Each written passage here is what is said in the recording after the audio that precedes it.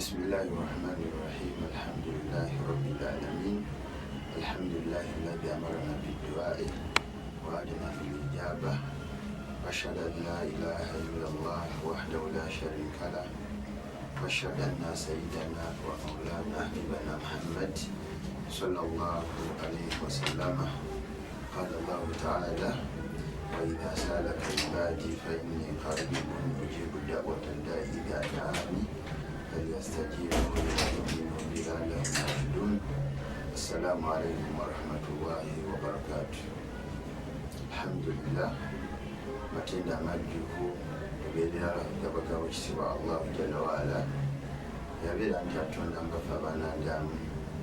nga buli ali eyatulaba wano ku TV atulaba mu mbeera yonna gyali abeere nga kyasinga okubeera nti ekikiriza kye ky'okubeera nga atendereza Allah olubeerera kyobalaba nga Allah yekennyini yasiima mu sura zennyini ze yatuwa osobola kubeera nti osaala okulekanga osome kye bayita Ummul Kitaab oba Suratul Fatiha ejjudde okubeera nti omuntu atendereza Allah nga ogamba alhamdulillahi rabbil alamin tenda amajjuvu obwekitiibwa bwonna ga Allahu jalla waala arrahmani rrahim ekisa ekinyero omusaasizi maliki yawmiddin kabaka olunaku olw'enkomerero embeera yonna okutendereza Allah kwekubidde muswala Allah gyatukubiza okubeera nitusaala Ssebaashiwa Muhammad sallallahu alaihi wasallama oyo yabeera nti atwa ekitangaala kino kitweyagaliramu kitwesimye nakyo lyali oyo yenna mbakubiriza okubeera nti muzira okubeera nti Ssebaashiwa Muhammad sallallahu alaihi wasallam daiman ebiseera byonna beeranga mubitubyetiriza mulimu ekyokubeera nti Ssebaashiwa Muhammad sallallahu alaihi wasallam tuzze okubeera nti insha Allah tutandika omulamu gwaffe ogenda okubeera nti tuli mu kusaba era topiki yaffe getugenda okutambula noya kusaba ebiseera ebisinga bwetuba nga tutambulira ku nkola nabbi waffe Muhammad sallallahu alaihi wasallam omuntu yenna sobola okubanga obulamu bwo bwonna kubanga wagabyokuka nga bwonna obulamu bwo obutambuliza mu kusaba woba oza okusaba eddwa gyosaba woba oveewako eddwa gyolina okusaba woba ogenda okulya eddwa gyolina okusaba woba omaze okulya eddwa gyolina okusaba woba ogenda emmanju eddwa gyolina okusaba woba ova emmanju eddwa gyosaba woba oyingira omuzikiti olina eddwa gyosaba oba oyingira ku nyumba ogenda okukeera olina eddwa gyosaba oba nga oli mu mbeera yonna yonna obusiraamu bwonna bwetubanga tugenda kugoberera ekitiibwa Muhammad sallallahu alaihi wasallam qudwatun hasana atalina nakimu kyonna kyatulekerayo tulina okubeera nti tulaba butya bwe yatambuza obulamu bwe ng'omuntu eddwa lyasabanga mu mbeera yonna ey'obulamu bwe omusiraamu bwe tugolina okutambula otambulanga nabbi Muhammad sallallahu alaihi wasallam kyobalaba nga twaze n'omusomo guno olwokubeera nti tugenda kulaba obulungi bw'okusaba Allah ekitiibwa then mu episodes zonna ezinaddako tulabe kuva ku dduwa esooka omuntu gy'ayina okusoma kuva mu dduwa embeera y'omuntu engeri gy'alina okusaba Allah mu mbeera yonna yonna oba ogenda kulaki oba ogenda kulaki edduwa ng'oyambala edduwa nga mu mbeera yonna omuntu bwetabwalina okusaba Allah ekitiibwa nabeera nti amuwanukula nabeera nti amuwonya ebizibu byayinza okusanga inshallah taala nga nabbi waffe Muhammad sallallahu alaihi wasallam yatugamba kibolanga busanzise ne aya eyo ebadde etulaga nti banne omuntu yenna olina okusemberera eri Allah n'okumusaba kibolanga omuntu ofuna obuzibu bwonna omuntu obeera n'ebizibu nga byenkana bitya oba olina kyewetaaga nga kikugezeeko nga kyamaanyi nnyo oba olina embeera yonna nga gwe omusiraamu olina okubeera nti ofuna akadde n'ofuna akasondako n'ofuna obudde bw'oli wekka n'ofuna embeera yonna gy'omugenda okumanya nti eyo embeera ensonga zange zonna sigenda kubeera nti ngenda nzibuulira omwana Adamu wabula ensonga zo kimanye nti olina zibuulira Allahu jalla waala kuba Allah ye yakutonda huwa khaliq al-makhluqat yatonda ebitonde byonna ebiri ku nsi huwa al-mujibu Allah yanukula huwa al-ghaniyu Allah yemugagga huwa al-fattahu Allah yakulawo huwa al-razzaq wa khairu raziqin huwa al-razzaq dhul quwwati al-matin Allah ebitendero byonna byonna bitulaga wal qahhar ye mukazi byonna bigezaako tulaga nti Allah mu butuufu waba oyina embeera yonna yonna gyofunye olina okubeera nti odda totawaana kubeera nti osaba omuntu totaana kubeera nti ofuna embeera yonna yonna n'ogamba anze kangende eno neno neno oba totaana kubeera abantu abamu batuuka n'okubeera nti ye awulira kuba zonna cases z'owulira eza suicide omuntu n'atuuka neyetta n'okwetta n'agamba nze ebizibu bye nina bingi wallahi nkwegayiridde kimanye nti Allah okugeesa n'ebizibu kimanye nti Allah byasinga okugeesa n'ebizibu be baswalihiina abalongoofu ne bannabbi be ab'ebitiibwa byasinga okugeesa naye ebizibu ebyo babyetamu batya babyetamu nokubeera nti basaba Allah ow'ekitiibwa mu mbeera yonna so kubiriza oba ofunye ekizibu kyonna embeera yonna yonna tunuulira Allah ow'ekitiibwa dda mu kasonda beere ng'osaba Allah yennyini atagenda kubeera nti akulaalaasa nti muyazze wange nansabwa tobala funa akasonda beere ng'ogenda ewa Allah ngo yakugamba ti wa idha saalaka ibaadi fa inni qaribun ujibu da'wata ddaa'i idha da'ani falyastajibu li wa yu'minu bi la'allahum yarshudun. Allah atugamba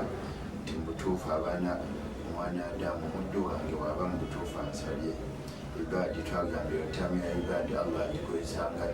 ya ibaadi abagemu abaddu bange ya ibaadi subhana alladhi asra bi abdihi laylan min almasjidi alharam ani tugamba nti mutuufu emannya agasinga okuba nti malungi gadde gemwamutumya abaana bammwe mwandibadde mutume erinnya libayita Abdallah Abdallah linnya ddungi liraga nti omuddu wa Allah nabwekityo kyobulabanga alhamdulillah ne taata nabbi waffe Muhammad sallallahu alaihi wasallam ali ayitibwa Abdallah. So banaye ya ibaadi Allah okutukoola n'agamba wajasalaka ibaadi nti abaddu bange ebamutuufu bazze wange nebabeera nti batuula ne bansaba anni fa inni qaribu ne bajja ewange ne baneegayirira bagambye nti mutuufu ndi kumpi nnyo ujibu da'wata ddaa'i idha da'ani nyanukula edduwa zonna zebansaba nyanukula okusaba kwabwe kwonna nyanukula ebyetaago byonna byonna bye bandaajanira okubeera nti byebamalira mu mbeera byonna byonna era Allah natukakasa nti mutuufu tujja kubeera abawanguzi tunaba tuzze eri Allah muzibu byonna byonna bye tulina. Eyo aya sababu nuzuli yayo ensonga lwaki Allah agissa sahaba omwe atugamba nti mutuufu nabbi waffe Muhammad sallallahu alaihi wasallam bajja ne bamubuuza nti Allah waffe aqaribu rabbuna fannajihi ti Allah waffe aqaribu rabbuna kino kyonna kiraga aqaribu rabbuna nti Allah waffe mutuufu ali kumpi tubeere nga tumusaba mukyama au baidan fannadihi oba mubutuufu ali wala tubeere nga tumukuwola bukoboozi nga twogana bwogani. Basahaba kweka okulaga okulaafubana basahaba babuuzanga n'okubuuza butya bwetusaba Allah wano tufunamu ebintu bingi ti mutuufu Allah waffe mutuufu ali kumpi nnyo akuwulira mu mbeera yonna yonna ya'lamu ma fi sudur samiun basir Allah amanyi ebiri mitima gyaffe Allah amanyi ebyekwesi byetamanyi Allah mutuufu samiun basir atulaba ate atuwulira mu mbeera yonna. So mu mbeera yonna omuntu yenna yandibadde alabanga basahaba nebakola bajjonna ewanabbi waffe Muhammad sallam nebamubuuza nti Allah affe mutuufu tumusabe tutya gwe kennyini weebuuze Allah musabe ntya beere nga nyamukola nga bwe nkugambye nti mutuufu funa obudde bwo obeere ng'otuula okakase nti olina Allah wallahi waliwo ogenda kutuuka ekiseera osabe Allah wawulira olingomu wawulira waali awo wawulira akuwulidde otuuke ekiseera owulire nti Allah anyanukudde mu mbeera ojja kuba otuuse ku ddala ly'okubeera nti Allah mutuufu omusaba ng'olinga amulabako. So mu mbeera yonna waba ofunye ekizibu kyonna waba ofunye embeera yonna yonna abatulaba banninaffe mutuufu babeera mu bufumbo ne bava mu bufumbo oluusi bagwa mulaavu omusajja n'amukyawa oluusi nga oluusi alina mu mbeera ya haramu boyfriend n'amukyawa okusomera amayiriza ye kennyini suicide yesse omusajja atuuka ne bamugoba ku mulimu n'amaliriza ng'akoze eki naye kennyini alaba takyalina kiddako omuntu yenna yalina atuuka mu mbeera nayakoola n'alabira ddala nga takyalina kiddako, naye wallahi mukakasa nti wallahi olina ekiddako kyonna kyonna mu buzibu bwonna bwonna bw'olina kubeera nti oddeewa allahu, yabeera nti akusuubiza nti ye kennyini ali kumpi era ajja kubeera nti akolaki akwanukula mu mbeera yonna. Omusiraamu yenna alina okimanya la yaktasiru duaahu inda almihan fakat, omusiraamu yenna alina talina kubeera nti edduwa zino zisaba nga odda eri allah nga olina bizibu kwokka. Tekyetaagisa kubeera nti ninze nfuna ebizibu mbere nga ndi allah, wabula inama yadu llaha fi sarai, olina okubeera nti odda eri allah mu biseera byonna, noba tolina bizibu, noba nga oli mu mbeera nungi, noba nga allah okyalina omusaba okubeera nti akuumira kyolina, allah okyalina omusaba okubeera nti akuwa obuwangazi obulungi, allah okyalina omusaba okubeera nti ebirungi byakuwadde ate tebifuuka kikemu. Bameka muguwa allah byawa sente nezifuuka ebikemu. Osanga omuntu wange wallahi ng'abadde mwavu naye ng'abadde asaala, ne allah olumuwa sente n'abeera nti ate kati agamba anze bye nasaba allah abimpadde, sina kyenetagisa kubeera nti nkolaki, sina kyenetagisa kubeera nti ngendewa allah okubeera nti musaba ekirala. So mu mbeera yonna yonna omusiraamu yenna yenna alina okimanyi nti adduaa fil islam hiya al ibada, okubeera nti omuntu asaba allah ibada. Mu definition za ibada tugamba al ibada ismu ljambi likulli ma yuhibbu llahu arudha min al aqwali wal amali adh-dhahiri wal batin, nti ibada kyekintu allah oba erinnya eriweerwa ekintu allah kyayagala mu bikolwa, mu bigambo oba mu kintu kyonna kyonna nga allah kimusanyusa era nga allah akisiima omuntu waba akoze eki, waba akikoze. So mirimu gye tumanyi nti mu ibada adduwa, obeera mu ibada. Edduwa okubeera nti otuula wansi n'osaba, obeera nga wobeera nti oli mu swala, obeera nti otudde zaka, obeera nti osiibye, obeera mu kyebayita al ibada. Ate nga mu butuufu ibada nkulu nnyo emu, era allah mutuufu yabeera nga agituukubiriza era natugamba idiuni allah atulagira nti bane munsabe mu mbeera yonna, idiuni astajibu lakum, naye nasuubiza nti omunaba munsabe nja kubeera nti mbakolaki, mbanukula. So omuntu yenna yenna bannaye nkukkiriza okubeera nti ebintu byotalina kubeera nti oleka, omanya nti ibada ate nga ate adduwa erimu afdalu ibada, erimu ibada esinga obulungi. Okuba mu butuufu omuddu ono okubeera nti asaba allah kiba kiraga tawhidi w'amaanyi nnyo, kuba omuntu abeera azze n'ategeera nti allah gyali, eyantonda ninako buyinza gyali, era ensonga eno ngifunye naye ntegedde kanzirewo allah mbere nga musaba kuba nkakasa allah yeyakolaki, yeyantonda. So mu mbeera yonna yonna edduwa okubeera nti omuntu addeewa allah n'asaba allah ow'ekitiibwa aba mu ibada ey'amaanyi nnyo, yeetagisa okubeera nti buli muntu yenna yenna agirazama, era allah abeera nti atugamba waqala rabbukum idiuni astajib lakum inna alladhina astakbiruna, allah atugamba idiuni astajib lakum, nti munsabe nja kubeera nti mbanukula, natulagira n'agamba bonna bonna abaneekuluntaza getugambye nti omuntu abeerawo allah olumala omuwa n'agamba nze sikyalina mbeera entwala muswala kusaba allah, sikyalina kyensaba allah, nadda neyendibaga n'akola mu mbeera yonna yonna lwakuba allah amuwadde ng'abatusooka abamu bwe bakola. Allah baqaruni allah batulaga beyawa sente, bafirawuni allah beyawa obufuzi, nabeera nga bo balowooza nti mutuufu allah abawadde naye ne batabeera nti baddayo okubeera nti basaba allah abakumbire byabawadde. Wano allah atugamba inna alladhina astakbiruna, mu butuufu abantu abo abagana okubeera nti badda ne bamusaba allah ow'ekitiibwa, yabeera nti bamwegayirira, sadkhuluna jahannama, allah ajja kuyingiza omuliro dakhirin, lubeerera obubeeremu. So mu mbeera yonna yonna ekintu kyonna kyonna fenna ebintu byetusaba allah ow'ekitiibwa, nasaluka alfawza biljanna wannajata minan nar, allah tukusobere ngaotwejjana, allah tukusobere ngaotasa okubeera nti tuyingira omuliro, mu kubeera nti ekintu kyonna kyonna allah kyagambye nti wano oba okikoze ogenda kubeera nti oyingira ejjana, ogenda kubeera okoze ibada ey'amaanyi, okoze omulimu allah gwagala, ate bw'oba okirese oba mu butuufu oba ojembye oba okoze mu mazambi amanene agayinza okubeera nti gakwingiza mu muliro. Omuddu yenna omusiraamu alina okimanya nti mu hadithi Anas bin Malik, Anas ono khadimu Rasulullahi sallallahu alaihi wasallama, yali muyambi wa Nabi Muhammad sallallahu alaihi wasallama, era amuyamba okubeera ddala emyaka 10 Nabbi waffe Muhammad gyali e Madina, era Allah amuwangaaza nabeera ng'era ali mukuumu kubasinga okubeera nti bakola ki, bajja hadithi ku Nabi Muhammad sallallahu alaihi wasallama. Tugamba nti Nabbi agamba addua ti omuntu okubeera nti okusaba mukhul ibada, mukhu bwe bwongo azini obwongo obwa ibadaati zonna endala. Kyobalaba nga ibada nyingi nnyo, kati mubutuufu twabadde mu hijja, naye mu hijja munna ogenda okulaba nga ekiruubirirwa kusaba Allah, ekiruubirirwa dduwa kutendereza Allah n'okumusaba. Lwaki azini bw'oba olaba aya za hijja eyo, aya za hijja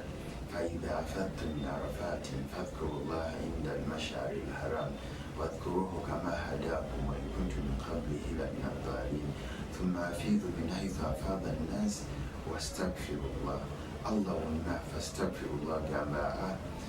negayirira nsaba mberenga musonyiwa, nsaba mberenga musonyiwa mu biro byonna byonna. Lwaki Allah mu aya za hijja munyini bwatugamba minhum man yaqulu rabbana atina fi dunya wama lahu fi lakhirati min khalaq. Walimu babasaba Allah nga bazze okukola emikolo gya hijja ne babeera nti bamusaba ayi Allah tuwe ebirungi ebiri ku dunya kuno, ne beerabira ate okumusaba ebiri ku akhira. Allah najja mu aya eyaddako n'agamba minhum man yaqulu rabbana atina fi dunya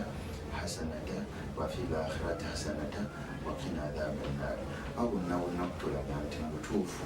hijja Allah n'abeera nti yagiteekerawo emyezi, ng'emyezi egyo byonna gyakumusaba, kulaga bukulu bwa ibaada. Kuba ekirindiro kya hijja kyetugamba nti omwoyo gwa hijja kutendereza Allah n'okumusaba. Hijja erina rukaani, naye aruuhul hijja, omwoyo gwe tugamba nti omwoyo gwa hijja kutendereza Allah n'okumusaba. So kyongero tulaga bannaye, era kyobalaba ng'omuntu abeera e Makka ali mu hijja ali mu umra, byonna bisinga omukubiri aba neetendereza Allah omusaba, saba Allah, saba Allah, saba Allah, saba Allah. Kyobalaba ng'omuntu agenda okudda okuva mu hijja ng'ebadde entuufu nga Allah amaze omumalira embeera yonna yonna embi gy'abadde alina, kubeera nti Allah amaze omutukuza. So mu mbeera yonna yonna okusaba kuno brain as in it's very vital, mpagi nnyo ibada zetukola. Tunuulira eswala, eswala yennyini mu ntandikwa yaayo tosobola kusaala swala nga tolina omul kitabu suratul fatiha. Suratul fatiha wogisoma ejjudde kubeera nti omuntu asaba Allah mu mbeera yonna yonna. So mu mbeera yonna omuntu aba asabye Allah n'abeera nti amwegayiridde. Mu suratul fatiha yennyini ng'otandisa eswala ogenda gamba maze okutendereza Allah arrahmani rrahim maliki yawmiddin iyyaka na'budu wa iyyaka nasta'in.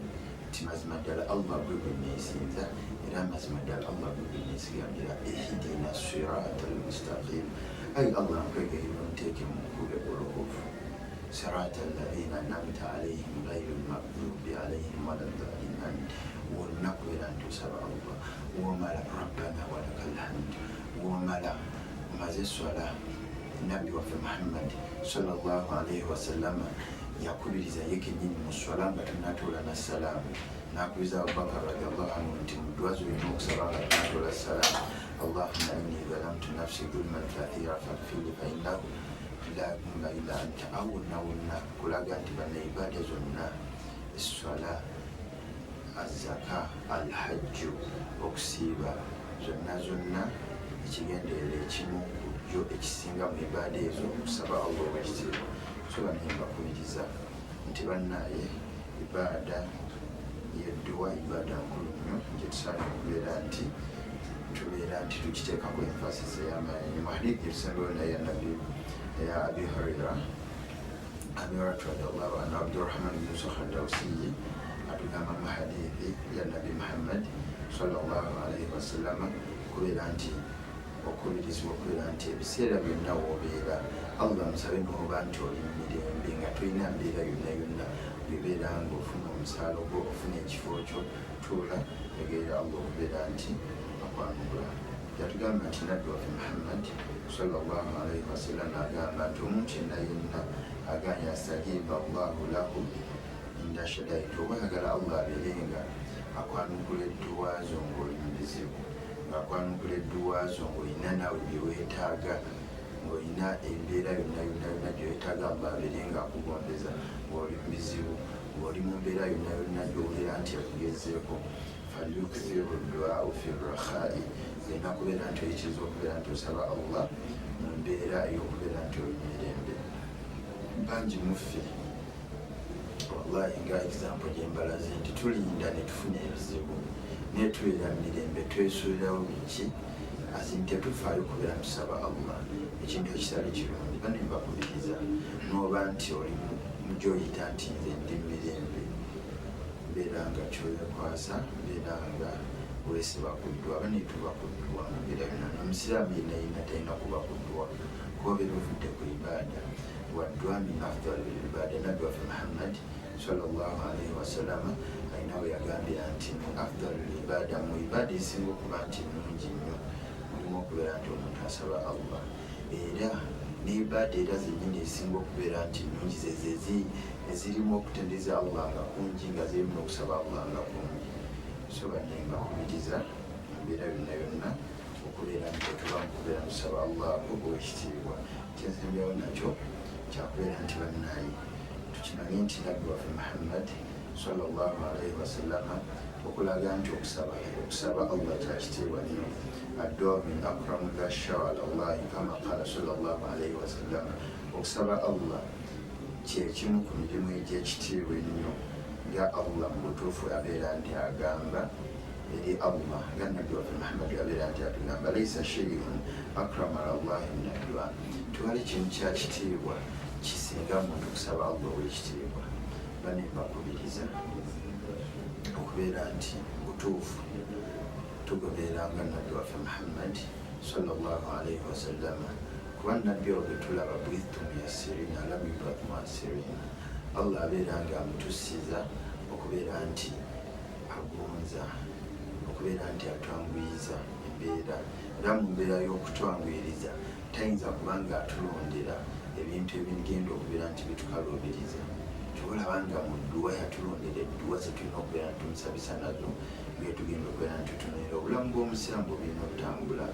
Obulamu bw'omusiramu bulina okutambula nga bulimu edduwa. Tulina okimanya nti ma khaira nabiyina Muhammad sallallahu alaihi wasallam baina al-amrayni illa akhadha aysarahuma ma lam yakun ithim, nti nabbi tabeera nti atundirayo ekkubo lyonna okuggyako nti atundirawo ebyo tusobola okubeera nti tufunamu obwangu. So mu mbeera yonna inshallahu taala mbakubiriza okuba nti twekwatira azintumira ku dduwa. Aidha sa'alta fas'alillah, tuba tusaba tulina kusaba Allah iyo tugenda okutunulira misomo gyaffe gigenda okubeera nti tweyongera. Inshallah tujja kumawo tunulire shurut,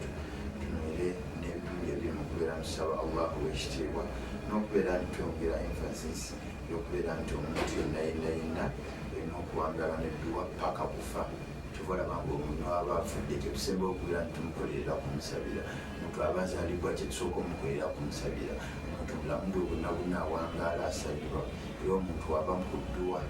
aba avudde ku ibaada enkulu ennyo. Tusaba ow'ekitiibwa abeere nga atukuumira,